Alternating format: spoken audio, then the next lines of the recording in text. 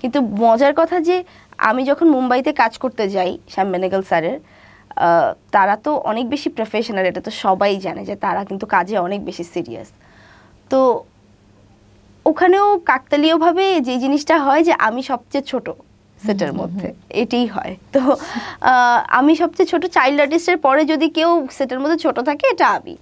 তো সবার খুব আদর ছিল আমার উপর, এটার জন্য আলাদা করে, যেহেতু আমাদের বাংলাদেশের টিমটা আমাকে ওখানে অনেক আদর করছে, দেখছে যে সবার, যেহেতু সবাই আমাকে তখন আগের থেকেই দেখেছে, তো সবাই আমাকে খুব আদর করছে। এবং বেশিরভাগ কো আর্টিস্টই দেখা যাচ্ছে, কিংবা আমাদের যারা ক্যামেরার পেছনে কাজ করছে দেখা যাচ্ছে আমার বাবার ফ্রেন্ড, তারা, আমার বাবা গিয়েছিল আমার সাথে, তো আমার বাবার সাথে সারাক্ষণ তারা থাকছে, আমাকে মামা করে ডাকছে, আমাকে অনেক আদর করছে।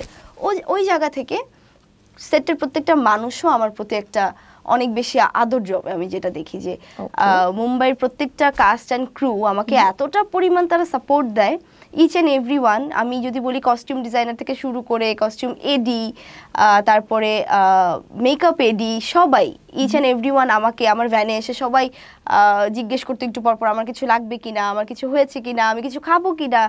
তো ওই জায়গা থেকে আমি সেটের এই জিনিসটা পেয়েছি।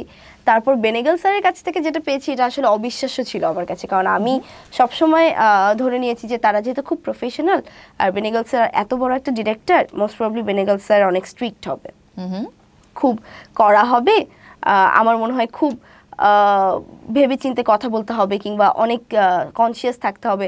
কিন্তু দেখলাম আসলে যে আমি মনে হয় বেনেগল স্যারের থেকে বেশি চিন্তা করছি, সে আরো বেশি ফ্রি এর থেকে। তো এই জায়গাটা আমি যখন দেখি, এবং শুধু বেনেগল স্যার না, বেনেগল স্যার, আতুল তিওয়ারি স্যার এবং দয়াল নিহলানি স্যার, তিনজন ছিলেন, প্রত্যেকটা মানুষই এতটা পরিমাণ ফ্রি ছিল আমাদের সাথে। এবং প্রত্যেকটা সিকোয়েন্সের আগে আমাকে তো ওখানে প্রার্থনা ডাকতো সবাই, তো খুব সুন্দর করে একটা ডাক দিত, প্রার্থনা বলে একটা ডাক দিত। এবং প্রত্যেকটা সিনের আগে আমাকে ডাক দিয়ে নিয়ে আলাদা করে বসে আমার সাথে তারা পুরো সিনটা ব্রিফ করতো, এবং ইচ অ্যান্ড এভরিথিং বলতো, প্রার্থনা এই ডায়লগটার পর এই একটা এক্সপ্রেশন দিবে, চোখটা এরকম করবে, এই চোখটা এরকম করবে, এই সময়টা হাসি দিও না, এটার পরে একটা হাসি দিবে। এত ডিটেইলিং তারা ব্রিফ করে দিত আমাকে যে আমার মনে হতো আমার জাস্ট ছকটা আঁকা, আমি জাস্ট এটার পরে এটা করে দিব।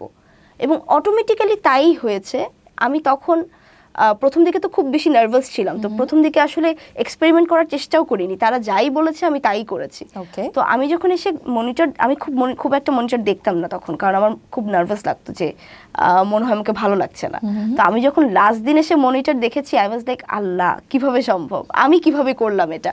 এবং এইটা সারা আমি ঠিক মুজিবের রিলিজের পরই পেয়েছি, কারণ এত অল্প একটা স্ক্রিন প্রেজেন্স ছিল আমার ওই সময়, যে সবার এত চোখে পড়বে এই জিনিসটা, এটা আমার একদমই চিন্তার বাইরে ছিল।